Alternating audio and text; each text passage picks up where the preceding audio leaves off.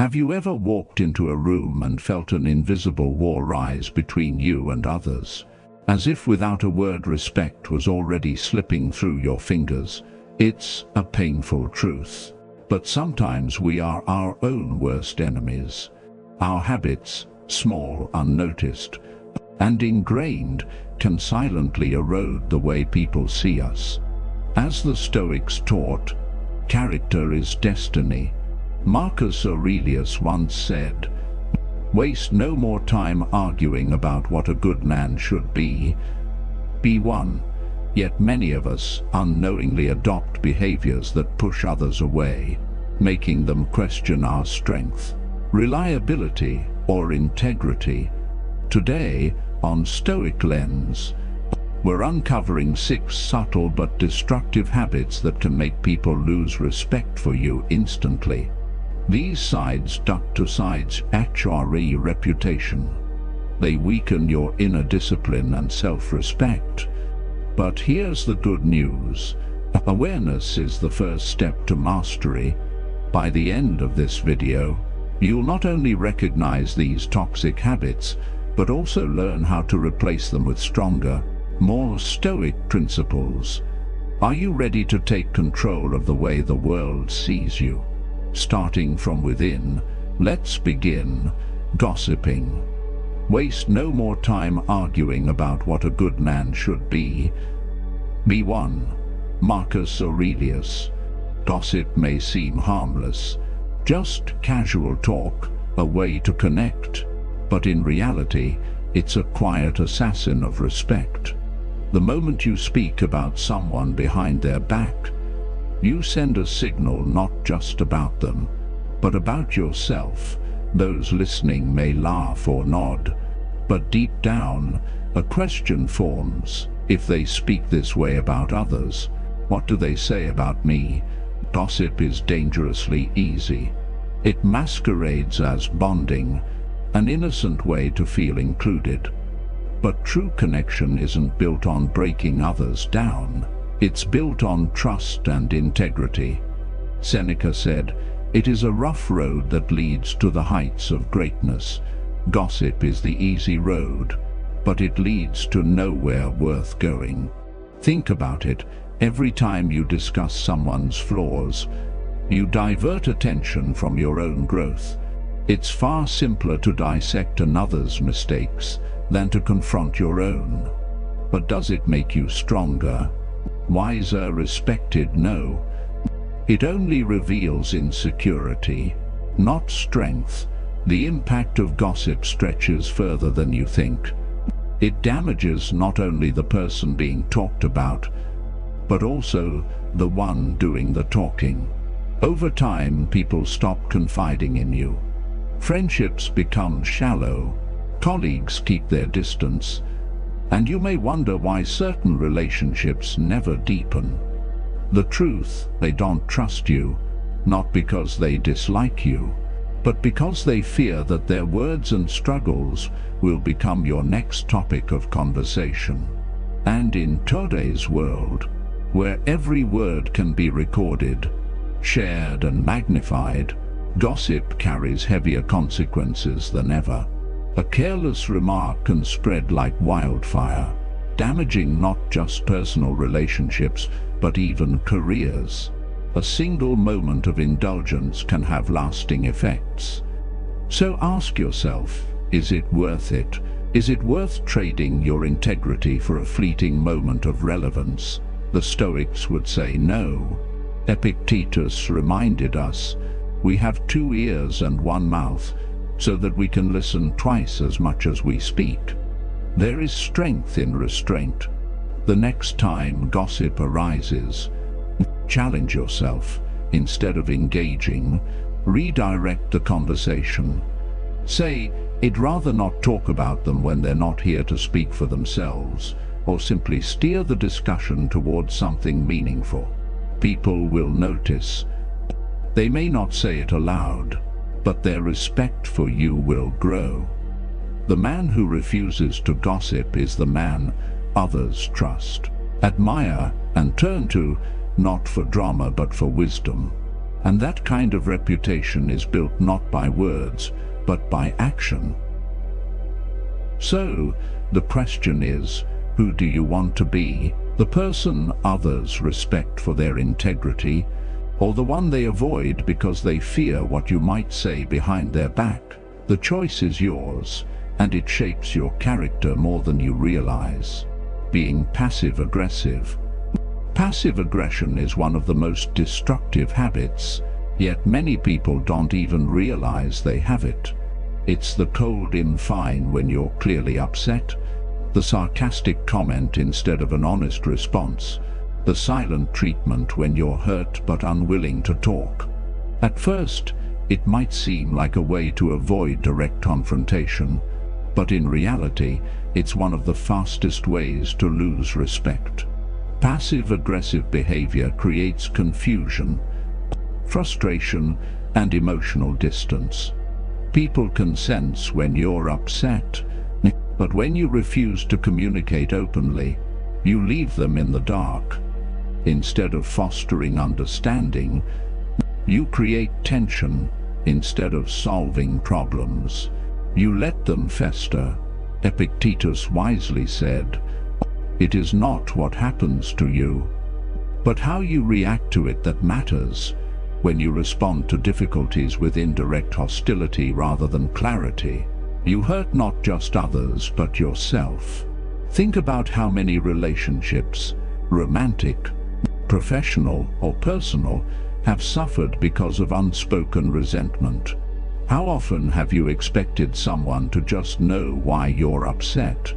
And when they didn't, you became even more frustrated. The harsh truth is this: no one can read your mind. Expecting people to decode your emotions rather than expressing them clearly is unfair to both you and them. Let's take an example. Imagine a man named John who constantly felt unappreciated by his partner. Instead of telling her how he felt, he would give her the cold shoulder, make snarky remarks, or sigh dramatically, hoping she'd figure it out. Over time, his behavior created so much emotional distance that she started avoiding deep conversations altogether. By the time John realized his passive aggression was pushing her away, it was almost too late. Now ask yourself, how many of my relationships have been affected by this habit? Have people distanced themselves from me because they found it exhausting to guess what I'm really thinking? The more you avoid direct communication, the more you teach people that they can't trust you to be honest. And when trust erodes, so does respect. Marcus Aurelius once advised, "Waste no more time arguing what a good man should be. Be one." In other words, stop hiding behind emotional games. If something bothers you, address it calmly and directly. The next time you're tempted to send a passive-aggressive text, like "Wow, must be nice to have so much free time," pause. Ask yourself, what am I actually trying to say? Why can't I just be honest? Most passive-aggressive behavior is rooted in fear. Fear of confrontation, fear of rejection, fear of being vulnerable. But avoiding direct communication doesn't prevent conflict. It only delays and magnifies it. In truth, healthy conflict strengthens relationships when handled with honesty and respect. Difficult conversations build trust and understanding. This principle applies to the workplace as well. If a colleague fails to pull their weight, dropping hints or sending passive-aggressive emails won't fix the problem. A mature, respected leader addresses issues directly. No one trusts or admires a person who plays mind games or avoids difficult discussions. Respect is earned by those who communicate with clarity and confidence. So what would change in your life if you replaced passive aggression with honest communication? The answer is simple. People would trust you more. They would respect you more. You would earn a reputation as someone who is emotionally mature, strong, and capable of handling life's challenges without resorting to silent resentment. Epictetus said, "It is impossible for a man to learn what he thinks he already knows." If you continue justifying passive-aggressive behavior, you'll never grow beyond it. You'll believe you're avoiding drama when, in reality, you're creating more of it. The next time you feel the urge to make a sarcastic remark, give someone the cold shoulder, or drop passive hints, take a deep breath. Ask yourself, what am I really trying to achieve? Could this be resolved with an open, honest conversation? Almost always, the answer is yes. By replacing passive aggression with directness and clarity, you will not only strengthen your relationships, but also gain a deeper sense of self-respect. And at the end of the day, isn't that what we all seek? To be respected, not for the games we play, but for the strength and honesty we embody. 3. Never taking responsibility. Few things destroy respect faster than refusing to take responsibility. We've all met people who always have an excuse, blaming co-workers, bad luck, or circumstances beyond their control. Maybe at times you've caught yourself doing the same. But here's the truth. When you constantly shift the blame, you send a clear message: you are not in control of your own life. Epictetus said, "It's not what happens to you, but how you react to it that matters." Life will challenge you, but how you respond, whether by owning your actions or making excuses, defines your character. Blaming others may offer temporary relief, but it ultimately weakens you. It makes you dependent on external factors rather than your own ability to adapt and grow. Think of Michael Jordan, one of the greatest athletes of all time. He once said, "I've missed more than 9,000 shots. I've lost almost 300 games. 26 times I was trusted to make the game-winning shot and missed. I have failed over and over again, and that is why I succeed." He didn't blame referees, coaches, or teammates. He owned every failure and used it as fuel to improve. That's what separates those who are respected from those who are dismissed. Ask yourself, what could I achieve if I stopped making excuses and took full responsibility for my actions? Taking responsibility isn't about beating yourself up. It's about recognizing that you have the power to change, improve, and move forward. When you own your mistakes, people respect you more. You become reliable, trustworthy, and someone others can count on. On the other hand, if you dodge responsibility, people start distancing themselves. They see you as unreliable, someone who always has an excuse instead of a solution. In today's world, where so many avoid accountability, those who take ownership stand out. They rise higher, earn more trust, and gain more opportunities. Seneca said, "It is not because things are difficult that we do not dare. It is because we do not dare that things are difficult." Avoiding responsibility doesn't protect you, it weakens you. The next time you catch yourself making an excuse, pause, ask, what can I learn? How can I turn this into an opportunity for growth? The more you practice this, the more respect you will earn, not just from others, but from yourself. 4. Lack of basic hygiene. Personal hygiene might seem like common sense, but you'd be surprised how often it's overlooked.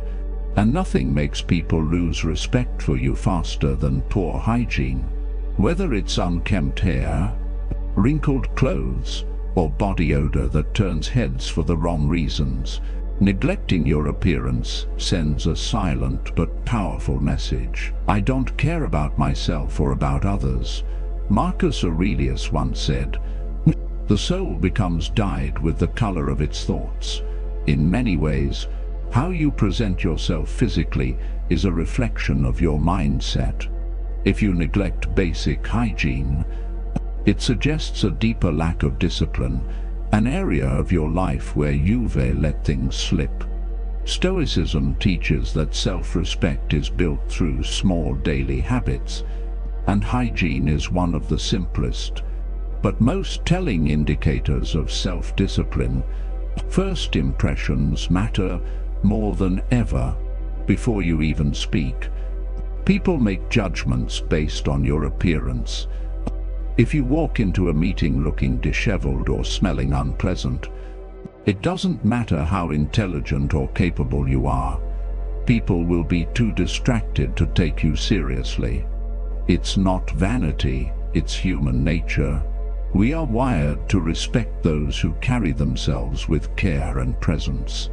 But hygiene isn't just about how others see you, it's about how you see yourself. When you neglect it, you unconsciously reinforce feelings of laziness, low self-worth, or even depression. On the other hand, maintaining hygiene is an act of control, a simple but powerful way to remind yourself that you dictate how you show up in the world. Marcus Aurelius advised, "You have power over your mind, not outside events. Realize this and you will find strength, even in tough times." You can control how you present yourself. And let's be honest, good hygiene isn't a monumental task. Shower regularly, brush your teeth, wear clean clothes, and groom yourself. These small actions have a huge impact on your confidence and how others perceive you. When you look and feel your best, you naturally command more respect. People may never tell you outright that your hygiene is an issue, but they will act on it. They'll avoid sitting near you, engaging in long conversations, or inviting you to social events. It's not personal, they just don't want to be uncomfortable. And over time, this silent distancing can cost you opportunities, friendships, and respect. Seneca once said, "A gem cannot be polished without friction, nor a man perfected without trials." Self-improvement isn't just about deep philosophy or mental toughness, it's also about mastering the small, everyday habits, and something as simple as maintaining good hygiene is a reflection of that discipline. When you take care of yourself, you're telling the world and yourself that you are someone worth respecting. 5. Constant complaining. Nothing drains respect faster than someone who constantly complains. At first, venting might feel like harmless release, but when it becomes a habit, it sends a clear message. I focus on problems, not solutions. People don't admire those who always find something wrong. They respect those who rise above challenges. Think about the person at work who always complains. The boss is unfair, the workload is too heavy, the coffee is bad. At first you might sympathize, but over time their negativity becomes exhausting and you start avoiding them.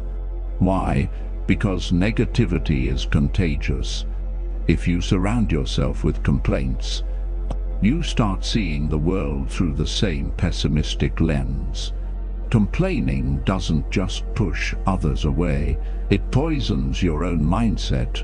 Epictetus said, "It's not what happens to you, but how you react to it that matters." Life will always present challenges, but the way you respond, whether by seeking solutions or dwelling on problems, defines your character. Constant complaining is a sign of weakness, an unconscious declaration that you are powerless. But the Stoics remind us that we always have control over how we respond. Consider this: A man spends years complaining about his job, his boss, his co-workers, his salary. His friends listen at first, but eventually they grow tired of his negativity. He never takes action to improve his situation, find a new job, or even shift his mindset. In the end, his complaints not only make his work life miserable, but also push his friends away. The worst part, he never realizes that he was the source of his own unhappiness. Ask yourself, have I fallen into this habit? It's easy to get caught in a cycle of frustration, complaining about relationships, work, or life's daily inconveniences. But here's the truth. People respect those who seek solutions, not those who dwell on problems. More importantly, you'll respect yourself more when you develop resilience instead of bitterness. Marcus Aurelius wrote, "You have power over your mind, not outside events. Realize this and you will find strength." The next time you catch yourself complaining, pause. Ask yourself, can I change this? If yes, take action. If not, accept it and move on. This shift in mindset will not only improve your own life, but also change the way others see you. Complaining is a trap. It doesn't solve problems. It doesn't bring happiness. And it certainly doesn't earn respect. What does? Facing challenges with calm strength and wisdom. Instead of being the person who brings negativity into a room, be the one who brings solutions, perspective, and resilience.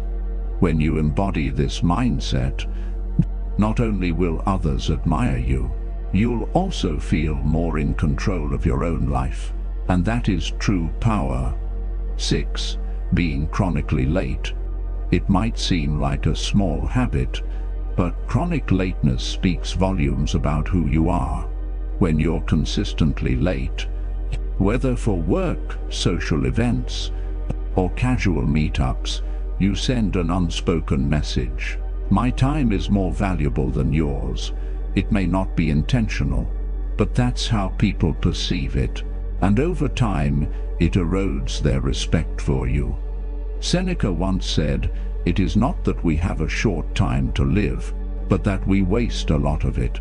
Being late is a form of wasting time, not just your own, but also that of others.